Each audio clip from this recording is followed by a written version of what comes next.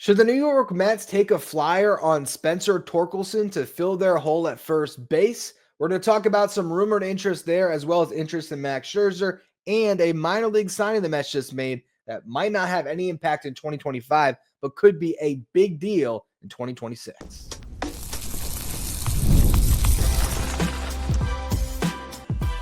You are Locked On Mets, your daily New York Mets podcast, part of the Locked On Podcast Network, your team every day.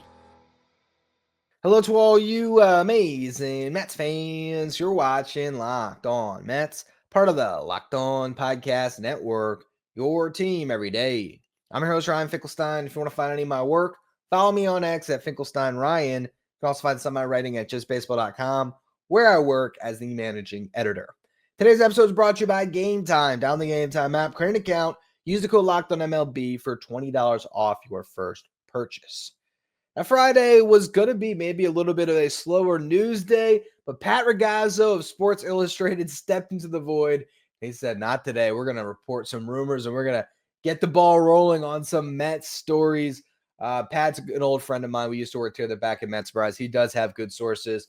He has been working at this reporter game for a while, and some interesting notes that he had. The one that got the biggest headlines probably was the fact that Pete Alonso reportedly met with the Angels on Thursday. Pat also says that there is no deal close with the Blue Jays.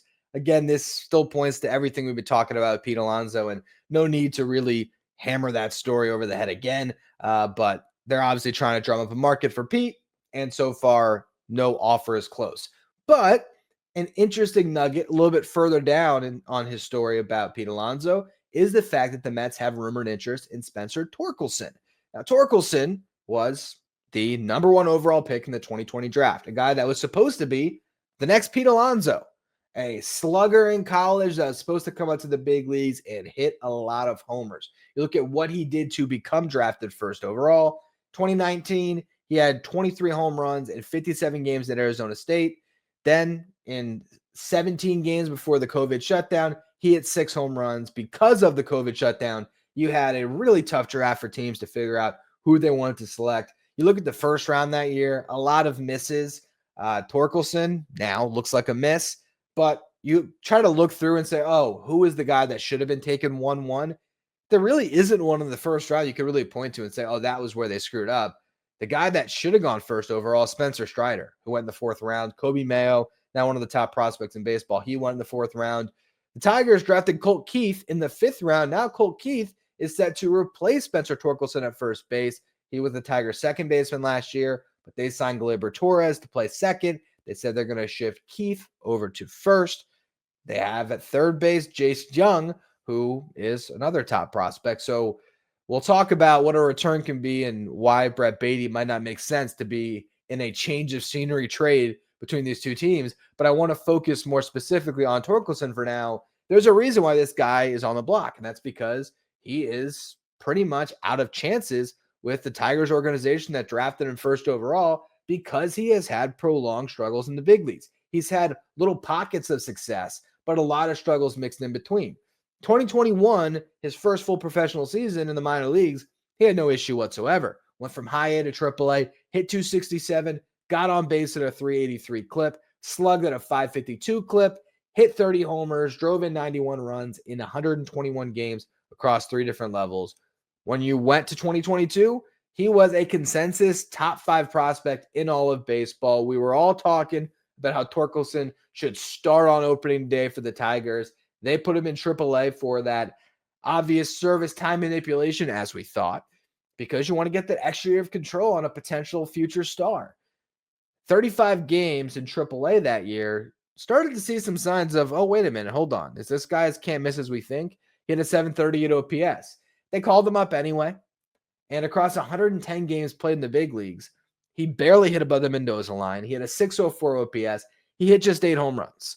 So it was already a little bit rocky, but of course, former number 1 overall pick, he got the keys to first base in 2023, played 159 games. The first half, struggled again, 711 OPS, did hit 12 home runs, drove in 45, but that's not the production that they expected out of this guy. Second half, he turned it on a little bit, hit 238, 318 on base, .498 slug, 19 home runs, drove in 49. You put it all together, 816 OPS, 31 home runs, 94 runs driven in a big league season. It's not bad. It's not. Trending in the right direction. This year, crashed back down to earth. 2024, first half, 597 OPS. He was demoted in the beginning of June because he was just awful across April and May. Comes back and did fare better. He hit 248. He got on base at a 338 clip, slugged at a 444 clip, had a 781 OPS. That's right in line with Pete Alonso last year. Had a 125 WRC plus. Again, in line with Pete Alonso. WRC plus measures hitters on a league average of 100, just like OPS plus, 125 WRC plus. It's about 25% better than league average. It's not bad. But in that second half, and again, those numbers were just in the second half. You put it all together for the full season because of his struggles early on. He was a below average hitter. But second half, is there some signs of some positive results that could come his way? He struck out 32.5% of the time, though, in that second half. He did walk at a good clip over 11% of the time, but this is also a guy that struck out over 30% of the time in AAA when he got demoted.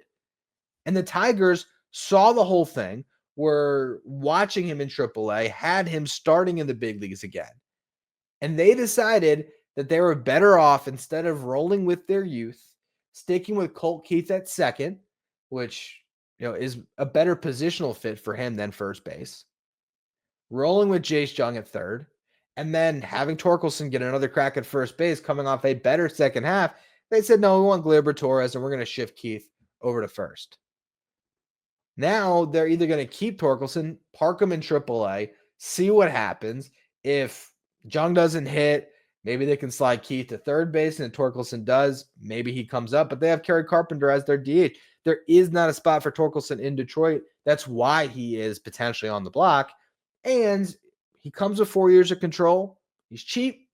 It doesn't cost that much to trade for him. Should the Mets take a flyer, I want to go through what it would cost to get him and also dive a little bit deeper into some of the batted ball data and what it's telling us about Spencer Torkelson. Is this really a guy that can have a bounce back? We'll go through it all in just a minute. First, though, quick word from our sponsors. Today's episode is brought to you by Game Time. Game Time is the fast and easy way to buy tickets for all the sports, music, comedy, and theater events near you. And Game Time Picks is going to make it easier for you to get tickets for your favorite live events, because Game Time Picks will filter out the fluff and show you only incredible deals on great seats. So you don't have to waste your time searching through thousands of tickets. You can download the Game Time app, create an account, and use the code LOCKEDONMLB for $20 off your first purchase.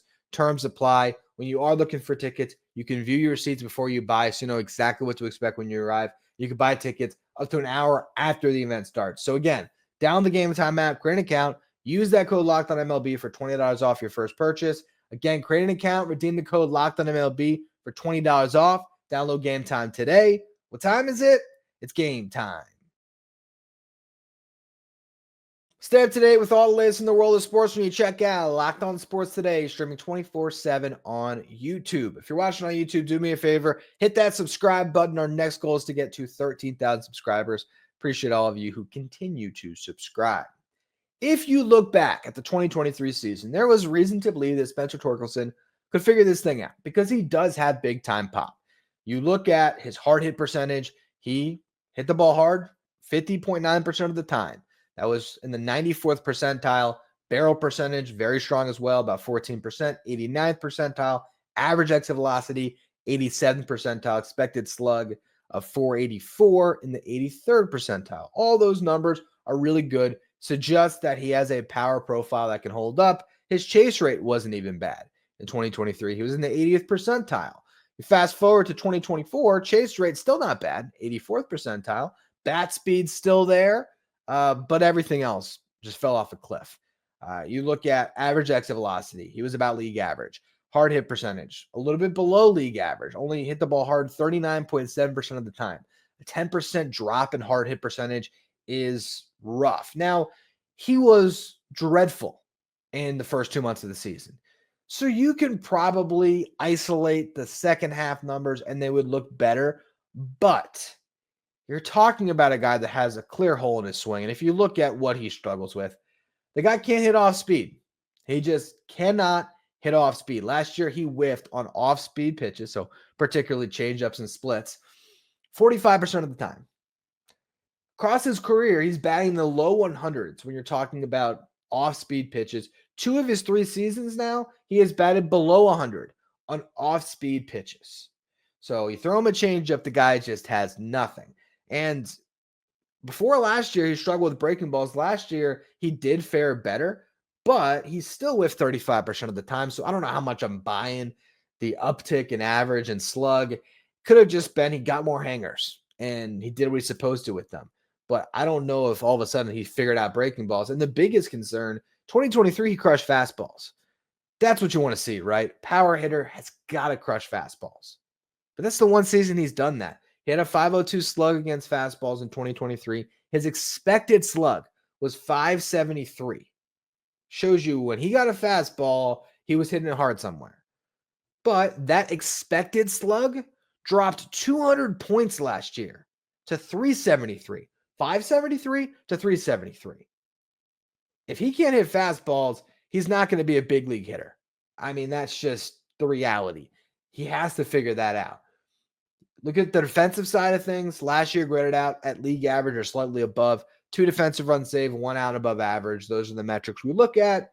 But in 2023, he was worth minus 11 defensive runs saved, minus 7 outs above average. So I wouldn't call him a good defensive first baseman. He's passable, but it's not like you're getting some stellar glove. You're talking about a guy that has to hit home runs to have value. Now, if you can get him for nothing, why not throw him into the fold? But when I first heard about this idea, the Mets are interested in Spencer Torkelson, before I looked at any numbers, my gut reaction was hard pass. Hard pass. And then you see kind of the social media reaction. It's ideal. You trade Brett Baty for Spencer Torkelson, 2 change of scenery guys. Makes complete sense. My initial read was definitely not. And as I've gone through this, you can tell me that Spencer Torkelson has the higher ceiling than Brett Baty because he has a 30 home run season on his resume. If he figures it out, he has more ability as a home run hitter to fill a need for the New York Mets. But to me, I would prefer the potential defensive versatility that Brett Baty can provide. If you're talking about which one of these guys is going to be a better player on your big league roster for 4 years, Brett Baty has shown he could be a good defensive third baseman. He added second base to his versatility. They might add left field as just a left-handed bench bat. I think there might be more there for your big league roster than Spencer Torkelson, who sure could be your first baseman, but his profile is very similar to Mark Vientos, but Vientos is a good hitter. And that's a little bit cruel to say. And sure, Vientos, he could have a fall off this year. We really don't know, but I just think straight up, I would not do that trade. Do I think that Brett Baty is significantly better? No. But to me, because of the fact that Torkelson's a first baseman or a DH, and Baty has other positions, other functions on your roster, I just wouldn't give up the chance to bet on Baty one more time to bet on Torkelson. Now, if you said, all right, you're trading low-level prospects to get Spencer Torkelson, and it's pretty much, hey, Tigers are ready to move on, and the Mets can give him an opportunity, sure, I'm all in on it. But I would be more all in if it's really a situation where the Mets aren't re-signing Pete Alonso and they are rolling into spring training with this open competition at the corners. Why not throw a former first overall pick into the mix who still has a minor league option, mind you? If he didn't, I would just say no. But because you can put him in AAA, why not have another iron in the fire? In that sense, it's worth it. And I think this report by Pat that the Mets are interested, it makes sense. This is the type of guy they should be looking into right now to compete with their young players. And if you find someone like Torkelson, whether it is Torkelson or somebody else that is maybe out of chances with their organization, bring all those guys in. It doesn't matter. Have that competition. But to me, I wouldn't trade Ronnie Mauricio or Brett Baty for Torkelson straight up. I wouldn't do it just because those guys play more valuable positions. And I don't have a ton of confidence that any of them are going to be great, but I'd rather just stick with my guys instead of picking up a guy that has a big name and he had one decent season, But overall, the large sample size of his big league career is he's a guy that can be exposed by big league pitching, has a massive hole in his swing. I wouldn't trade Tyler McGill for Spencer Torkelson. I'm not even the biggest McGill fan, but McGill, to me, has a much clearer path to helping the Mets in 2025 than Spencer Torkelson does. Now, again, low-level prospect, I'm in. Kevin Parada, sure. I trade Kevin Parada for pretty much anybody. I'm not a big fan of him as a prospect. I would trade a Dom Hamill or Joander Suarez for Spencer Torkelson if I don't have Pete Alonso and I just want another shot at a guy that can win that job. Yeah, guys that are close to the big leagues but aren't, your top 10 prospects, might not even be your top 20 prospects. Hamill's probably in the top 20 still, I would think. I'd have to really dive into it. But he had a rough season in Syracuse last year. Those are close to big league ready arms, I guess. They're guys that are in the upper levels of the minor leagues that a team like the Tigers might take a crack at and say, oh, maybe we can do more with them. Sure. In that instance, I'd make that deal just because there is some upside to dream on. But I'm not trading anything of significance for Spencer Torkelson. I take a flyer on him, but I'm not giving up anything I really like to get him. It just doesn't make sense. To me, this is the type of trade that happens during spring training or right before it, where both of these teams are playing in the Grapefruit League. You're seeing each other a lot, and it's one of those things where it's all right. Have Torkelson come over to our clubhouse. Like it's just you're not going to roster him. We might. Maybe the Tigers want to get another starting pitcher, and they like Paul Blackburn from what they've seen, and the Mets aren't going to have spot on the roster for Paul Blackburn. So yeah, let's make a move. Let's send you a rental in Blackburn that can really help your rotation, give you guys some viable innings, and we'll take a crack at Torkelson, knowing that he might not even make the roster and he might end up in AAA and just be some depth for the Mets. But that's where I'd be at with this. I wouldn't read into it and say, oh, there's the first viable plan B for Pete Alonso. I think what the Mets have internally is just as good, if not better. Just as good in the sense that having Mark Vientos just be your first baseman of the future and not worrying about that position, and then having the open competition at third base. Another note that Pat had in his story is that the Mets would consider moving Jeff McNeil to third base if Luis Angel Acuna won the starting second base job. I do like that in some respects. I don't know if Jeff wants to go play third, but I think he could. And I know everyone will say, oh man, this guy was horrible at third base in 2020. It was 2020. It was a weird year. It was a small sample size. In the minor leagues, he handled third base well. In 2019, limited sample, he handled third base well. Funny enough, if you look at the most opening day starts since David Wright, you have two guys that had back-to-back opening day starts. You had Eduardo Escobar, 2022 and 2023, and you had Jeff McNeil, who was the opening day starter at third base in 2019, 2020. I have no recollection of Jeff McNeil starting opening days at third base, but I was looking at this the other day when I was thinking about Brett Beatty starting multiple times, and I thought, is this like the first, if Beatty gets the opening day nod in 2024, or excuse me, in 2025, would this be the first guy since Wright that had done it multiple years in a row?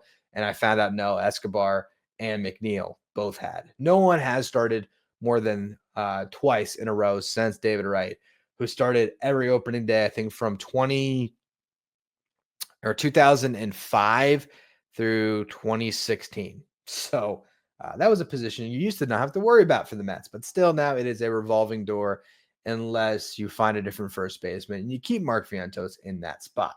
But getting back to some rumored interest, let's just say the Mets traded Paul Blackburn because he's expendable. Maybe it's because they had signed Max Scherzer. I want to talk about some reported interest there to close out the show. First, though, another quick word from our sponsors.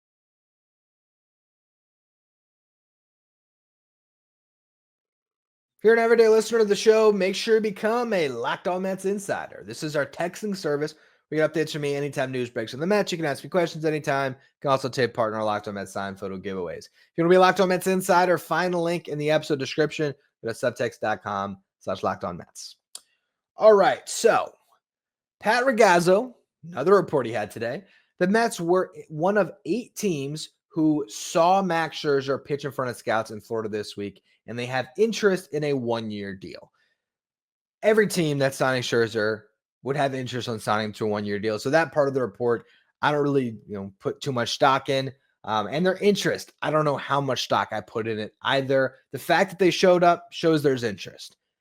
The 8 teams that were there, the Mets, the Yankees, the Dodgers, the Blue Jays, the Phillies, the Braves, the Cubs, and the Red Sox.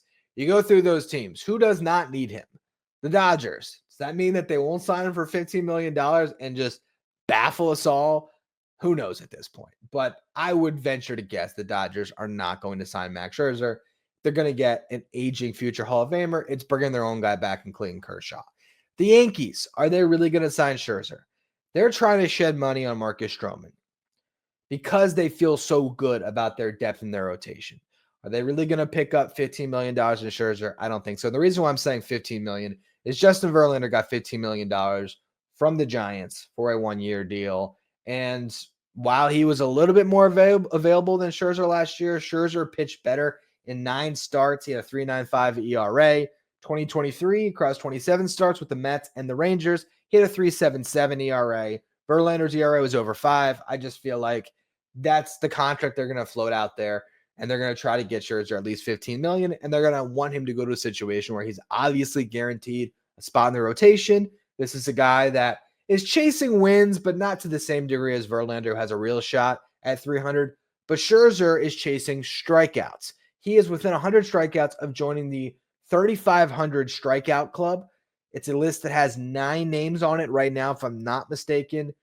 Verlander and Scherzer are in a race to get to that 10th spot first, and both of those guys, if they pitch one more year and stay healthy, should get there. And who knows how long these guys go. They seem like the type of guys that want to pitch until you rip the jersey off of them. So we'll see. He's going to want to be able to reestablish himself and in Max Scherzer's mind, show that he can still be a frontline starter and get a big contract the following year. Is that still in the cards for him? I don't know. But can he be a good middle of the rotation starter still? I think provided health he can. I think if he's part of a 6-man rotation, you protect him a little bit. I would say that you would get better production out of Max Scherzer at this age if he's healthy than you would get from Paul Blackburn or Griffin Canning. And I don't think that's a crazy stretch. Who would I like more in the Mets rotation next year? Max Scherzer or Clay Holmes? Clay Holmes. So that shows you my confidence level in Max Scherzer just because of the fact that he's, a 40-year-old pitcher, right? Holmes, I am very intrigued by this experiment. I think there's a chance that it really works out. So I wouldn't bump Holmes from the rotation, make it a 5-man rotation for Scherzer. But if it's a 6-man rotation, sure. And the Mets are obviously considering going to a 6-man rotation. That's why they had the depth they do with Canning, with Blackburn, with Tyler McGill.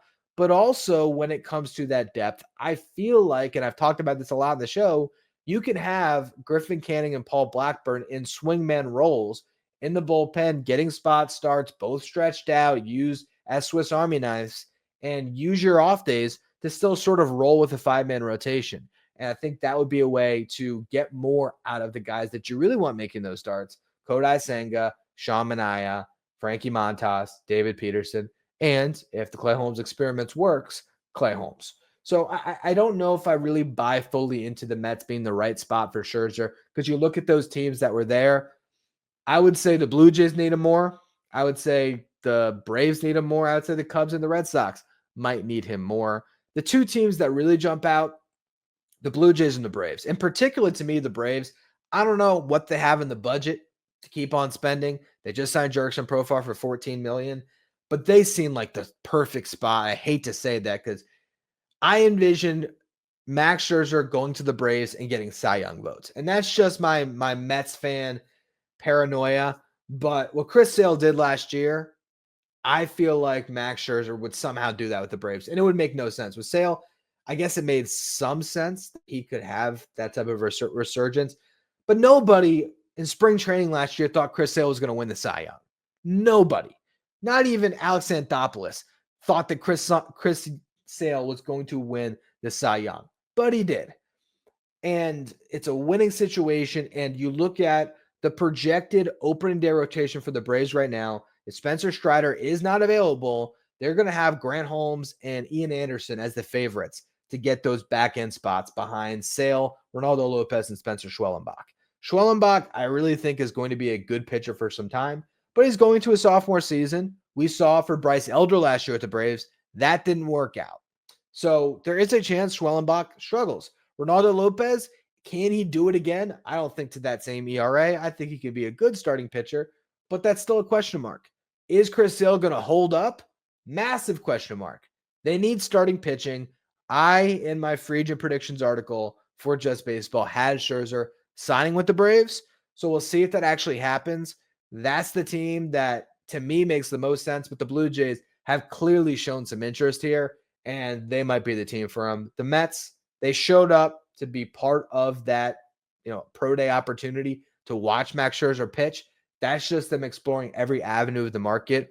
I would not have an expectation that they're really going to sign Max Scherzer. But again, in a vacuum, I would rather have Scherzer in a 6-man rotation than Griffin Canning or Paul Blackburn. And then that would make, ideally, probably Blackburn, because I just don't know how many instances of signing a guy and trading him in the same offseason. But ideally, I think that would make Blackburn expendable. And I'd imagine at whatever his arbitration number was, I think it's a little over $4 million, you could find some team that needs cheap starting pitching that would trade you a little something, probably a controllable reliever that has some options to him, and you can flip some arms and trade Blackburn if you decide that you want to bring back Max Scherzer. But that also brings the whole question of which Scherzer want to come back, how is Scherzer fit in the clubhouse. I just wouldn't give too much credence to that actually happening at this stage until we hear some more. The big signing that the Mets made, and I guess big is probably a little bit overstating a minor league deal, but a high upside one. The Mets have signed Adbert Alzolay to a 2-year minor league deal. Why is it a 2-year deal? He got Tommy John surgery in August. Doubtful that he pitches in 2025. Perfect, situation. Rehab goes great. Maybe he's a guy that could surprisingly join you in September if he looks awesome and be part of a postseason run. But that's wishful thinking. This is a signing for 2026, but a very good one, because in 2023, Alzolay became the Cubs closer. He pitched to a 2.67 ERA in 64 innings, struck out 67. It was really solid, has a really good slider, multiple different variations of a fastball, the four-seam, sinker, cutter, throws that pitch, whether it's the four-seam or the sinker at 95 miles per hour, cutter at 91. Really good option for your bullpen. He's 29 years old right now, so he'll be coming off Tommy John surgery at 30, 31, heading into the 2026 season on a minor league deal. That's just getting out in front of something. I think that's a great signing by the Mets. This is Davis Stearns operating at his best, finding some diamonds in the rough, and it could be a big deal in 2026. He can make the team and be a back-end arm for you on the cheap. So really nice move for the New York Mets to pick him up. Basically, it's just, hey, come rehab for us. Maybe they gave him a little bit more in the minor league deal than another team would, and you're just going to spend some resources on helping this guy get back to himself, working, probably in Port St. Lucie for the year in that pitching lab, and you'll see what it produces. Absolute best case scenario, he flies through rehab and can make an impact at the end of this season. But again, more likely than not, you're looking at an arm for the 2026 season, but potentially a really good one. So nice signing by the Mets. We'll see if anything picks up on the Torkelson front, on the Scherzer front, of course, on the Alonso front. Today, I believe, on Saturday, is what do they call it? Amazing Day. It's like the fan fest that they got. A lot of prominent faces will be there. Juan Soto, Francisco Lindor, David Wright, Brandon Nimmo, Christian Scott. We saw there was a picture that Christian Scott posted on Instagram where he was on a private jet with Nimmo and Ronnie Mauricio. So a nice big collection of Mets coming together in one place. There could be some news that comes out of it. There could be some interesting quotes. So assuming we get something that's juicy we can sink our teeth into, I will be doing a show on Sunday to break down the best of Amazing Day or anything else that comes across when it comes to offseason rumors. As always, thank you all for tuning in. If you don't want to miss out on that show, make sure you follow, rate, and review wherever you get your podcast. If you're watching on YouTube, hit that subscribe button. Help us get to our next goal of 13,000 subscribers. If you want to follow me on social media, you can do so at Finkelstein Ryan Follow the show at Locked On Mets. Thank you for making Locked On Mets your first listen or first watch every day. After your second watch, head over to YouTube and check out the first ever 24/7 streaming channel that covers everything in the world of sports. Talking about Locked On Sports Today with the local hosts from each team, league-wide hosts from each league. Find Locked On Sports Today streaming 24/7 on YouTube.